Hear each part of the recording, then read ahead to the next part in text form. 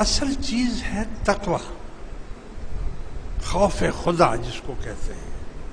تقوی کے دوسرا معنی بھی بچنے کے بھی ہیں، بچنا، ہر اس چیز سے جس میں شک ہو اس سے بچنا چاہیے۔ غیر محرم ہے کی طرف نظر پڑ گئی تو فوراً بچے اس سے، آنکھیں بند کریں۔ یہ نہیں ہے کہ پھر اور آنکھیں کھول کھول کر اس کو دیکھتا جائے، یہ تقوی کے خلاف ہو گیا۔ کوئی خوبصورت عورت ہے، اس کو ایک دفعہ نظر پڑ گئی، اب آپ بار بار اس کو دیکھتے جا رہے ہیں، بار بار اس کو دیکھتے جا رہے ہیں، تو یہ تقوی کے خلاف ہے۔ وہ خدا کا خوف نہیں ہے، ڈر نہیں ہے۔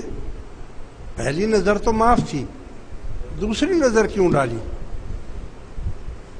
اسی طرح یہ جو اصل عبادت کی روح جو ہے،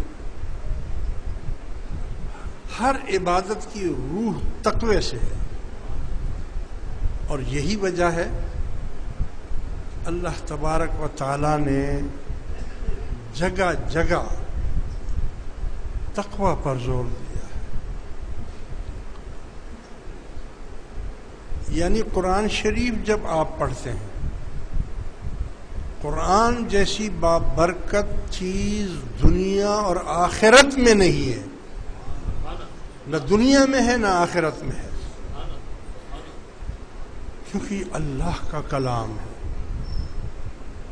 اللہ کا کلام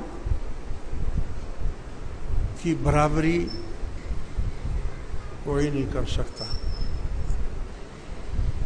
مگر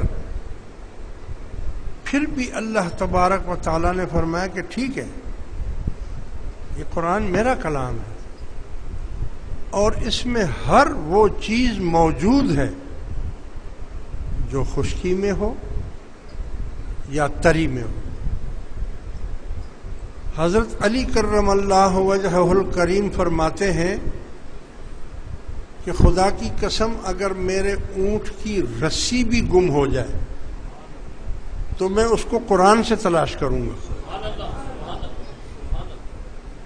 مگر ایسا علم اور ایسا فہم تو علی کا ہی تھا نا، ہم تو اس میں سے ہیرے جواہرات بھی نہیں نکال سکتے۔ یہ علم تو اللہ نے ان کو دیا تھا، یا پھر وہ جن کو دیں،